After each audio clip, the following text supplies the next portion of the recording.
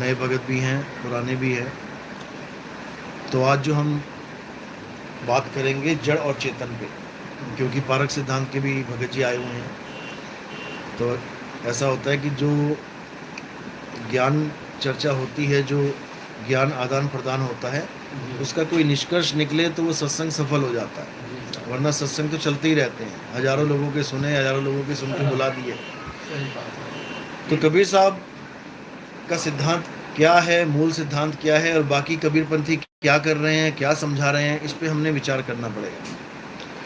इस दुनिया में दो ही प्रकार के तत्व हैं। गीता में भी यही बोला गया है कि हे अर्जुन, इस दुनिया में दो प्रकार के तत्व हैं, एक है सत्य और एक है असत्य। सत्य क्या है? सत्य वो है जो अविनाशी है, जिसका कभी नाश नहीं होता। सत्य वो है जिसको कोई बंधन में नहीं डाल सकता। सत्य वो है जिसका आदि और अंत ना हो। और असत्य क्या है? जो बदल जाए, जिसका नाश हो जाए, जिसका जन्म और मरण हो जाए, वो असत्य कहलाता है। तो इस दुनिया में दो ही तत्व हैं, सत्य और असत्य। आत्मा सत्य है और प्रकृति जड़ है, नाशवान है, असत्य है, जिसमें ये काया भी आ जाती है, ये पांच तत्व भी आ जाते हैं। ये पांच तत्व अविनाशी नहीं है, इनका भी नाश होता है, इनका भी बदलाव होता है। जब अंत आता है, प्रकृति का महाप्रलय आता है, तो धरती को पानी, पानी को अग्नि, अग्नि को वायु, वायु को आसमान, ये समेट लेता है अपने आप में। और जब सृष्टि करने का समय आता है तो ऐसे ही ये खुल भी जाता है, बिल्कुल छाते की तरह। जैसे छाता समेटा तो बिल्कुल बंद हो गया, और जब खोला तो पूरा खुल गया। इसी प्रकार ये शरीर बार बार बनते और बिगड़ते रहते हैं, लेकिन ये जीव, क्योंकि शरीर धारण करने के बाद ये जीव कहलाता है। बहुबंधन में बांधया एक बेचारा जीव। कौन सा बंधन लग गया इसको? सृष्टि का बंधन लग गया, शरीर का बंधन लग गया। अगर शरीर ना था जब, तब ये अपने आप में निर्बंध था। हंसा तू तो सबल था, हल्की तेरी चाल। ये सबल था, ये सबल दुर्बल कैसे हो गया? इसी सृष्टि की वजह से दुर्बल हो गया। इसने मिट्टी का चमड़ा, मिट्टी का शरीर ओढ़ लिया, अब अपने आप को आदमी और औरत मानने लगा, जबकि ये आदमी और औरत नहीं है। ये आदमी और औरत क्या है? ये इसका लिबास मात्र है। लिबास पहन के अपने आप को आदमी, औरत, लक्ष्य 84 में कुत्ता, बिल्ली, हाथी, घोड़ा मानने लग गया, शेर समझने लग गया, अपने आप को हिरण के पीछे भागने लग गया। यही होता आया है, यही होता रहेगा जब तक ये अपने मूल स्वरूप को नहीं जान लेता। मूल स्वरूप क्या है? आत्म सत्ता ही हमारा मूल स्वरूप है, जिसको कबीर साहब ने कहा है कि जीव हमारे अज्ञानता का नाम है। हम अपने आप को जीव कब कहते हैं? जब हम अज्ञानता में होते हैं, जब हम बंधन में होते हैं, और जब हम भक्ति करके कुछ प्राप्ति करते हैं, तब हम ब्रह्म अवस्था में आ जाते हैं। यानी कि हम लेवल में तो थोड़ा ऊपर हो गए, लेकिन मुक्त अवस्था में नहीं आए। ब्रह्म से जो ऊपर पार ब्रह्म अवस्था है, जो हमारा शुद्ध चैतन्य आत्म स्वरूप है, जीव और ब्रह्म स्वरूप नहीं। इन दोनों का कबीर साहब ने खंडन किया है। जीव का खंडन कैसे किया कि बहुबंधन में बांधे एक बेचारा जीव, केवल छूटे आपने जो न छुड़ाए पीव। अब ये पीव कौन है और जीव कौन है? एक ही दोहे में दोनों का खुलासा करेंगे। जीव वो है जो बंधन में है, जो अपने आप को आदमी, औरत, बूढ़ा, जवान, बच्चा मान के बैठा है, वो जीव अवस्था में है तो वो अमर, ईश्वर अंश, जीव अविनाशी, लेकिन भटकता रहेगा। जीव सोई जो जुग जुग जीवे, उत्पत परलय माही। रहेगा तो वो हमेशा उत्पत परलय माही। उत्पत परलय का मतलब क्या है? यही है उत्पत परलय। ये शरीर की उत्पत्ति, शरीर का परलय। और शरीर में बैठा जीव अपने आप को भूल जाता है कि मैं कौन हूँ। ये अपने आप को शरीर ही मानने लग जाता है। इसकी मान्यता शरीर की, देही की हो जाती है। अब जो अपने आप को शरीर मान रहा है, वो 100% एक दिन मरेगा, क्योंकि जब अपने आप को काया ही मान ली तो काया तो खत्म होगी। अब अपने आप को अगर वो जीव भी मान ले, क्योंकि जीव का भी कोई रंग रूप रेख नहीं है, तब भी वो अपने आप को अमर बोल सकता है कि मैं अविनाशी हूं। लेकिन कोई भी जीव अपने आप को शरीर से अलग मान ही नहीं रहा है।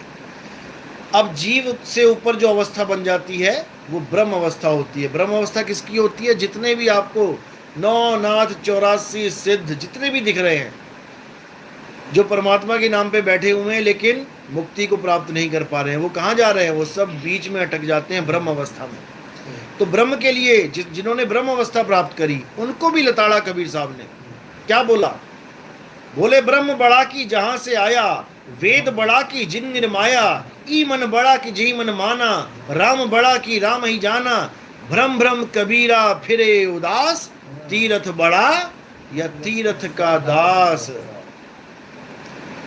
ये ब्रह्म अवस्था भी वो अवस्था नहीं है जहां सृष्टि खत्म हो जाए। ये ब्रह्म के द्वारा ही सृष्टि का बैक लगता है, वापस सृष्टि में आता है जीव। सारे ऋषियों मुनियों ने क्या बोला? सारी भक्ति पूर्ण करने के बाद अहम ब्रह्मस्मि, मैं ही ब्रह्म हूं। यही अज्ञान था, मैं ब्रह्म नहीं हूं भाई, ब्रह्म मेरी नीचे की अवस्था है, मैं ब्रह्म से भी ऊपर हूं। लेकिन लोग नहीं जान पाए। जब कबीर साहब थे तब लोग ब्रह्म और वेद में ही फंसे पड़े थे, क्योंकि वेदों को ब्रह्म के द्वारा बनाया गया ग्रंथ यानी भगवान के द्वारा बनाया हुआ ग्रंथ मानते थे। तो कबीर साहब ने एक ही लाइन में वेद को भी और ब्रह्म को भी दोनों को नकार दिया, दोनों को नकार दिया। लेकिन कुछ लोग भ्रम फैला रहे हैं कि ब्रह्म नहीं बोला, ब्रह्मा बोला, कि ब्रह्मा बड़ा की जहां से आया। ये बिल्कुल गलत है, ये बिल्कुल गलत है और इसको अच्छी तरह समझाया जाएगा आने वाले सत्संगों में। बीजक में 600 साल पहले ब्रह्म ही बोला गया है। जितने भी लोगों ने बाद में लिखा है बीजक को देख देख के अपने ग्रंथों में, उन्होंने ब्रह्मा कर दिया, क्योंकि वो ब्रह्म को समझ नहीं पाए कि ब्रह्म क्या है।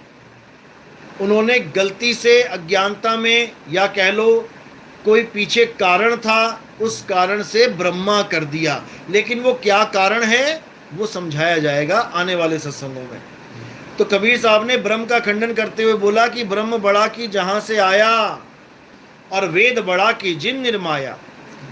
ये सारे ब्रह्म और वेदों की महानता गा रहे थे, आत्म स्वरूप को भूले पड़े थे। तो कबीर साहब ने आत्म स्वरूप की महानता बताते हुए बोला कि जल में मीन प्यासी, मोहे देखती आवे हासी, आत्म ज्ञान बिना नर भटके, कभी काबा कभी काशी। कि जो कुछ भी है ये आत्म सत्ता है, आत्मा के बिना ब्रह्म भी सृष्टि नहीं बना सकता, क्योंकि ब्रह्म से ही त्रिगुण पैदा होते हैं।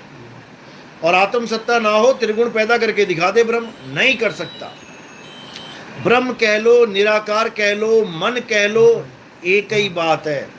क्योंकि मन सूरत के द्वारा ही जीवित हुआ बैठा है। जो तुम्हारा मन बार बार सोचता है, मन ये कर रहा है, मन वो कर रहा है, ये मन ताकत कहां से ले रहा है? ये तुम्हारी आत्मा से ताकत ले रहा है, तुमसे ही ताकत लेके और तुम्हें ही उलझा देता है, तुम्हें ही भटका देता है। क्योंकि उस वक्त तुम जीव अवस्था में होते हो, इसलिए भटका देता है। आत्मज्ञान में क्यों नहीं भटका सकता? क्योंकि वहां पर तुम्हारी अवस्था ब्रह्म से भी ऊपर होती है, यानी तुम हाथी रूपी ब्रह्म के ऊपर अंकुश लेके बैठ जाते हो। हाथी के ऊपर जब अंकुश लेके तुम बैठ जाओगे तब तुम हाथी से भी बलवान हो जाओगे। तुम्हारे हाथ में स्टीयरिंग आ जाएगा, ये मन हाथी तुम्हारे कहने पे चलेगा। लेकिन जब तक तुम जीव रहते हो ये मन तुम्हें घुमा घुमा के मारेगा। इसी को कबीर साहब ने बार बार समझाया कि दोनों अवस्थाओं, तीनों अवस्थाओं को जान लो। जीव अवस्था, शिव अवस्था और पीव अवस्था, इन तीनों का ज्ञान जब तक तुम्हें नहीं होगा तुम्हारा कुछ होने वाला नहीं। साहिब कहते जीव शिव सब प्रगटे, वह ठाकुर वह दास, कबीर और जाने नहीं एक राम नाम की आस। एक ही दोहे में तीनों अवस्थाओं का ज्ञान बता दिया उन्होंने। जीव शिव सब प्रगटे, पैदा नहीं हुए, ना कभी जीव पैदा होता है ना कभी ब्रह्म पैदा होता है। ये अवस्थाओं के नाम हैं, अज्ञानता का नाम है ये जीव और शिव। कहते जीव शिव सब प्रगटे, वह ठाकुर वह दास। शिव अवस्था वाले तो ठाकुर बन के बैठ गए और जीव वाले उनके दास बने बैठे हैं। यानी ब्रह्म और जीव दोनों का रिश्ता बता दिया। यानी जीव बना बैठा हुआ ब्रह्म की पूजा कर रहा है, शिव की पूजा चल रही है जीव के द्वारा। लेकिन कबीर साहब दोनों का खंडन करते हैं। कबीर ये और जाने नहीं, कबीर इनमें से किसी को नहीं जानता। एक राम नाम की आस। अब ये राम नाम कौन है? ये राम नाम क्या है? इसको पढ़ पढ़ के लोग सोचते हैं कि भगवान राम के पुजारी हैं कबीर साहब, कि दशरथ पुत्र राम जी के पुजारी हैं कबीर साहब। ऐसा बिल्कुल नहीं है।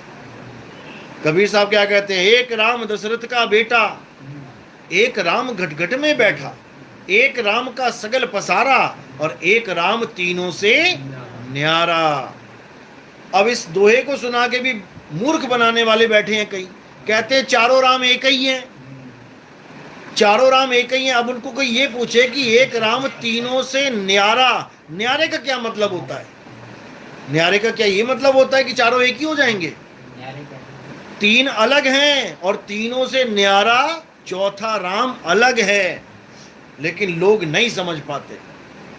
इसीलिए कबीर साहब ने बार बार लताड़ा लोगों को समझाया, डांटा भी, फटकारा भी, लेकिन लोग नहीं समझ पाए।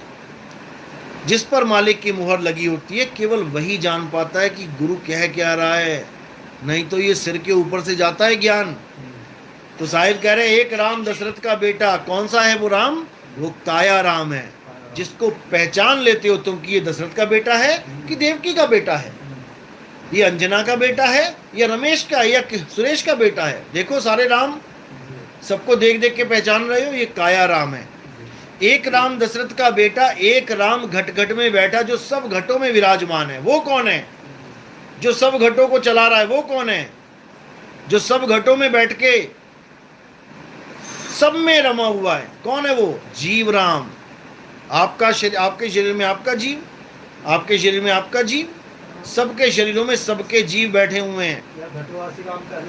बिल्कुल। एक राम दशरथ का बेटा, एक राम घटघट में बैठा, एक राम का सगल पसारा। अब ये कौन है जिसका सगल पसारा? ये पसारा है क्या? ये जो पसारा तुम्हें आंखों से दिख रहा है यही पसारा है। ये ब्रह्म राम कह लो, मन राम कह लो। छोटी सी झोपड़ी बनाई मन ने, कहता आसमान के नीचे नहीं रहूंगा, मुझे एक शेल्टर चाहिए।